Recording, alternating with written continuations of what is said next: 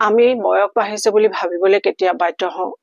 যেতিয়া আমাৰ শৰীৰটো আমাক লগ নিদিয়ে তেতিয়া আমি ভাবো যে আমাৰ বয়স হৈছে কিন্তু যেতিয়া আমি বয়স হৈছে বুলি জানো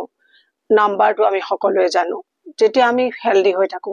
সুস্থ হৈ থাকো তেতিয়া আমি ভাবিবই নোৱাৰো যে আমাৰ বয়স হৈছে ইয়াত আজি কম এটা বয়সৰ পিছত আমি কি কি বস্তু একেবাৰে খাব নালাগে যেতিয়া আমি টিনেজাৰ আছিলো তেতিয়া আমি সকলো বস্তু খাইছিলো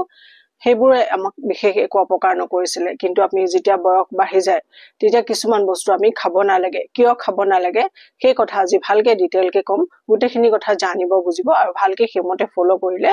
বহুত বছৰৰ কাৰণে বহুত বয়সলৈকে হেলদি আৰু সুস্থ পুষ্ট হৈ থাকিব পাৰিব কিয় নালাগে বয়স বঢ়াৰ পিছত 50ৰ পিছত আমি কিছুমান বস্তু খাবলৈ সেই সময়ত আমাৰ হজম শক্তি স্লো হ'বলৈ ধৰে আমাৰ পাকস্থলী কাম কৰা ধৰণ সলনি হৈ যায় কম বয়সত আমি সকলো খাইছিলো আৰু সেই বয়সত খুব ভাল ধৰণে হজমো হৈছিল আমাৰ শৰীৰত কোনো ধৰণৰ প্ৰবলেম প্ৰায় নাছিলে কিন্তু আমি যদি খোৱাৰ ধৰণ একেই ৰাখো 50ৰ পিছত তেতিয়াহলে আমাৰ শৰীৰত কিছু প্ৰবলেম হ'বলৈ ধৰিব হজম হোৱাত অসুবিধা হ'ব আহাৰবোৰ পেটত পচি বিভিন্ন ধৰণৰ প্ৰবলেমৰ সৃষ্টি হ'ব সেয়ে আজি আমি জানিম কি বস্তুকেইটা আমি একেবাৰে এভয়েড কৰিব লাগে ভাল আহাৰ খোৱাটো যিমানে জৰুৰী সিমানে জৰুৰী কিছুমান বস্তু একেবাৰে নোখোৱা